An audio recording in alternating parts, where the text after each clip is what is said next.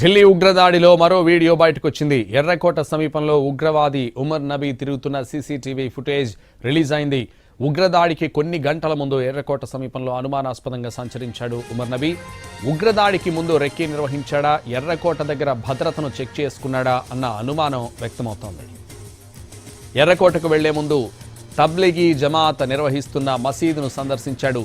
మధ్యాహ్నం 2:30కు వెళ్లిన అతడు దాదాపు 15 నుంచి 20 నిమిషాల పాటు మసీదులోనే గడిపాడు.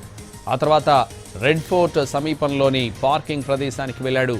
దాదాపు 3:30 గంటల పాటు కారులోనే ఉన్నాడు.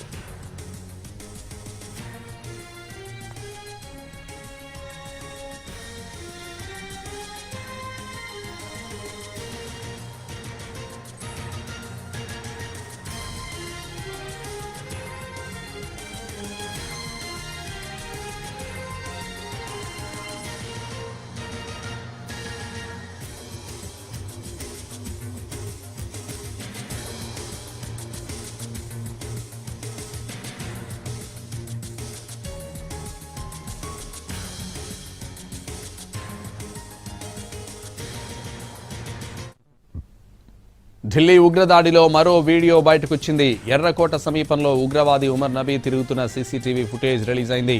ఉగ్రదాడికి కొన్ని గంటల ముందు ఎర్రకోట సమీపంలో అనుమానాస్పదంగా సంచరించాడు ఉమర్ నబీ. ఇదే విషయానికి సంబంధించి మరింత సమాచారం మా ప్రతినిధి రాజు ఫోన్ లైన్ లో అందిస్తారు. రాజు,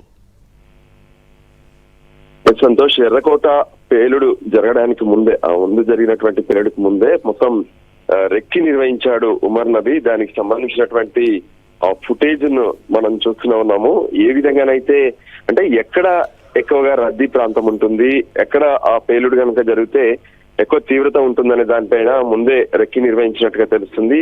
అతను అనుమానాస్పదంగా పలు చోట్ల ఎర్రకోటకు ముందున్నటువంటి చాందినీ చౌక్ ప్రాంతము, దాంతో పాటు ఎర్రకోటలో ముందు మెయిన్ గేట్ దగ్గర, మరోవైపు ఆ పక్కన ఉన్నటువంటి మసీదు ప్రాంతాలు, ఇవన్నీ కూడా సంచరించాడు. సో ఈ పరిస్థితుల్లో అంటే పక్కా ప్లానింగ్ ప్రకారమే ఎర్రకోట ముందు ఏదైతే పేలుళ్లకు పాల్పడ్డాడనేది స్పష్టంగా అర్థమవుతుంది. తను